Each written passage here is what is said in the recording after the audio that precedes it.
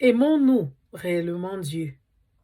Aimons-nous réellement Dieu? Je te pose la question, toi qui m'écoutes. Aimes-tu réellement Dieu? Plusieurs me répondront par l'affirmative. Oui, j'aime Dieu parce que je suis une chrétienne. Je vais à l'église. D'ailleurs, je suis établie comme prédicatrice dans mon église, diaconesse. D'ailleurs, je suis pasteur dans mon église. J'aime Dieu. Je lis ma Bible quotidiennement. D'ailleurs, je connais tous les versets bibliques, de la Genèse à l'Apocalypse.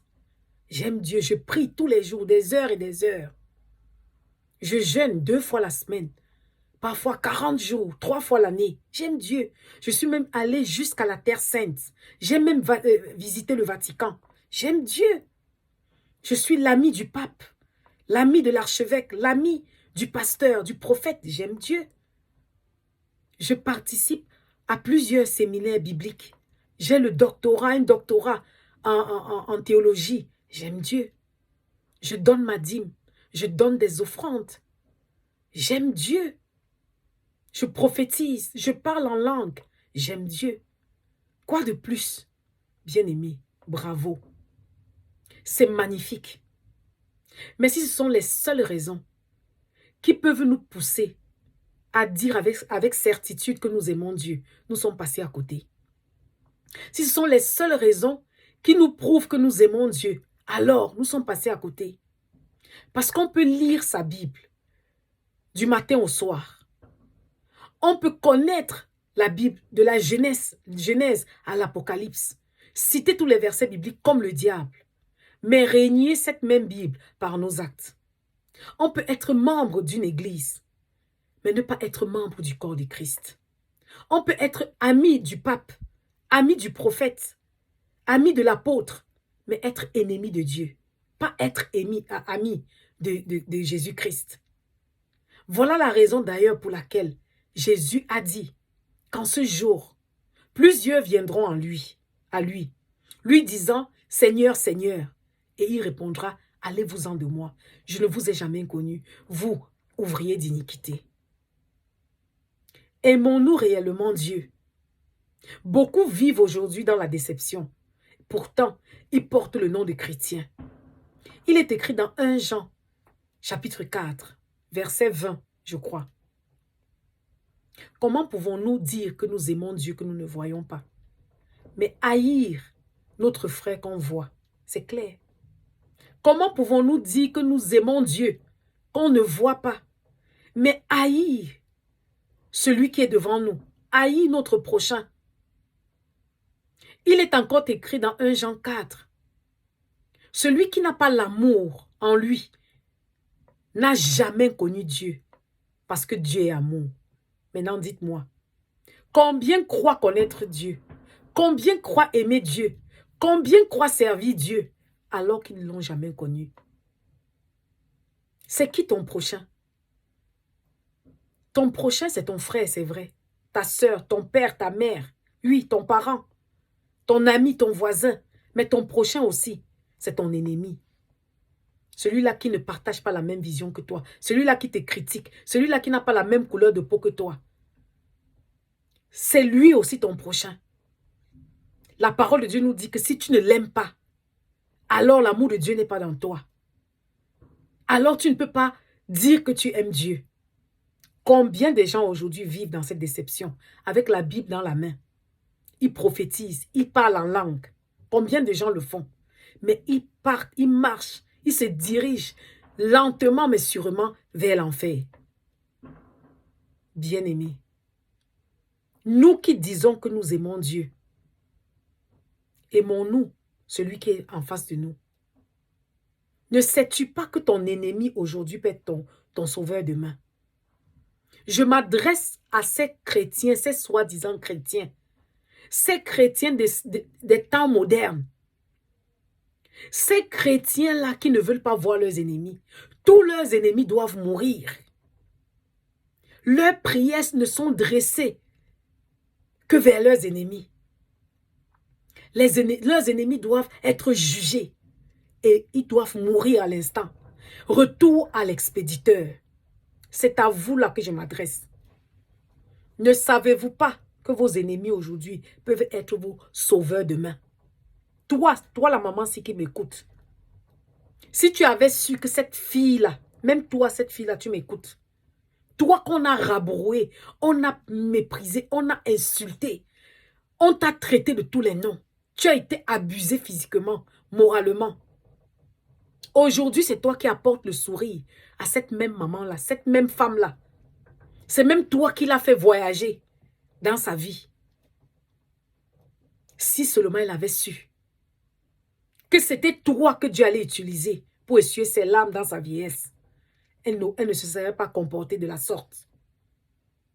Je m'adresse à vous là. Nous qui avions été une fois ennemis de Dieu, il ne nous a pas tués. Aujourd'hui, nos ennemis doivent disparaître. Quand ce sont nos enfants qui pêchent, quand ce sont nos enfants qui commettent des abominations, quand ce sont tes frères à toi qui font des choses terribles, tu cries pour la miséricorde de Dieu. Tu invoques la miséricorde de Dieu, le pardon de Dieu. Mais quand c'est à toi qu'on fait mal, alors tu cries la justice de Dieu. Dieu doit frapper. Bien-aimé, aimes-tu réellement Dieu? Tu ne peux pas dire que tu aimes Dieu et tu ne veux pas voir ton prochain. Quand tu écoutes que ton ennemi est tombé, quelle est ta réaction? Aujourd'hui, on voit ces chrétiens-là qui se réjouissent de la défaite de leurs ennemis, qui se réjouissent de la mort de leurs ennemis, qui prient des heures et des heures pour voir leurs ennemis souffrir. Et ils s'appellent chrétiens. Et ils disent aimer Dieu. Quand la parole de Dieu même nous fait savoir que Dieu lui-même ne prend pas plaisir en la mort d'un pécheur, c'est écrit dans Ézéchiel. Dieu le Père, 3 fois saint, ne prend pas plaisir en la mort d'un pécheur. Son souhait, c'est de nous voir tous revenir à lui, revenir à la repentance. Mais nous, on se réjouit, on danse, on casse les champagnes. Lorsqu'on écoute, on entend que notre ennemi est tombé. Quelles sont les paroles là qui sortent de ta bouche? Lorsque tu te souviens de ce papa-là qui t'a un jour aidé, cet oncle-là qui t'a hébergé, quand tu parles de lui, quels sont les témoignages que tu donnes à son égard? Tu n'invoques que ses faiblesses, ses manquements. Tu ne parles pas de ce qu'il a fait de bien, même si c'était insignifiant. Quand tu veux parler de cette maman-là qui t'a nourri un jour, qui t'a hébergé chez elle un jour, qui t'a apporté de l'aide quand tu vacillais, tu ne te souviens que de ce qu'elle n'a pas fait, ce qu'elle a omis de faire.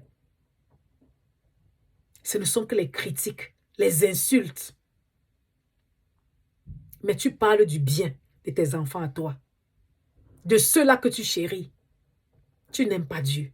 Tu t'aimes toi-même. Beaucoup de ces soi-disant chrétiens n'aiment pas Dieu. Ils s'aiment eux-mêmes. Ils utilisent Dieu comme un moyen pour parvenir à leur fin. Quand ils veulent la bénédiction, ils veulent la protection, ils invoquent Dieu. Quand ils veulent le pardon de leurs péchés, le pardon du péché de leurs enfants, ils invoquent Dieu. Dieu doit réaliser leurs desseins. Quand leurs ennemis doivent mourir, ils invoquent Dieu de les tuer. C'est eux le centre. C'est pas Dieu. Parce que si tu aimes Dieu, si nous disons que nous aimons Dieu, alors tout ce que Dieu aime, nous allons aimer. Et tout ce que Dieu déteste, nous allons détester. Dieu aime le pécheur, mais il hait le péché.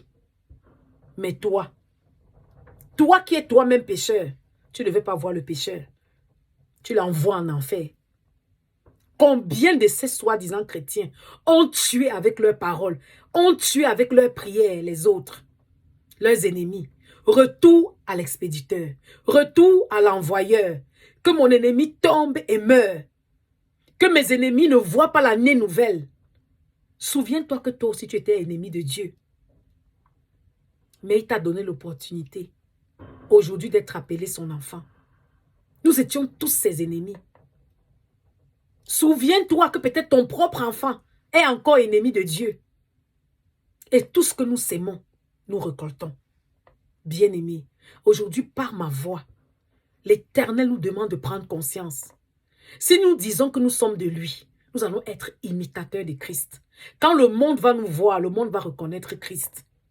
Nous allons nous faire remarquer par le fruit du Saint-Esprit en nous.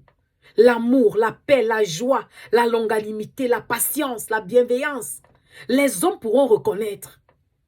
Nous ne nous réjouirons pas de la défaite de nos ennemis, mais nous aurons compassion. N'avez-vous pas remarqué, bien-aimés, ces soi-disant chrétiens, lorsqu'ils n'étaient pas encore chrétiens, ils étaient des païens. Ils vivaient mieux. C'était des bonnes personnes dans la société. Ces personnes pouvaient aider leurs voisins. Mais depuis que ces personnes-là sont devenues ces soi-disant chrétiennes, le cou est devenu roide. Le cœur est devenu sec. C'est toujours prier contre les autres. C'est accuser les autres. Suspecter tout le monde. Même leurs propres parents sont devenus des sorciers. Lorsqu'ils apprennent qu'un oncle est mort au village, ils célèbrent.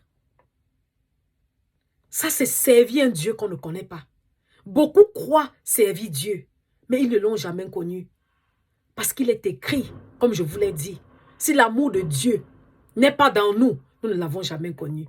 C'est écrit dans 1 Jean 4. Si nous disons que nous sommes de Dieu, alors l'amour de Dieu qui se déverse en nous va se déverser sur les autres. Et aujourd'hui, c'est le jour. Un nouveau commencement, une nouvelle donne, une nouvelle opportunité pour cette année nouvelle. Bien-aimés, nous devons être imitateurs de Christ. Regardons la vie de Christ et imitons.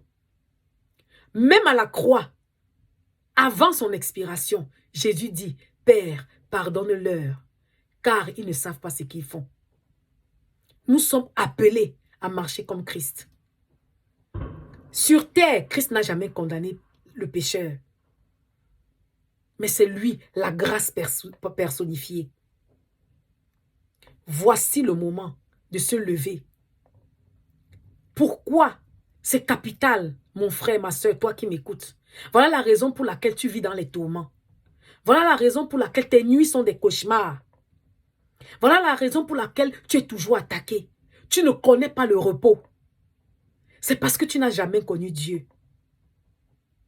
Mais si au son de ma voix, tu décides de le servir réellement, tu décides d'aimer ton prochain, par l'amour de Dieu que tu as déjà reçu, tu verras tout changer autour de toi. Nous voulons tous faire des exploits cette année nouvelle. Voici le secret. C'est l'amour. L'amour qui vient de Dieu. L'amour qu'on transmet aux autres. Bien-aimés, sois béni par ce message dans le nom de Jésus.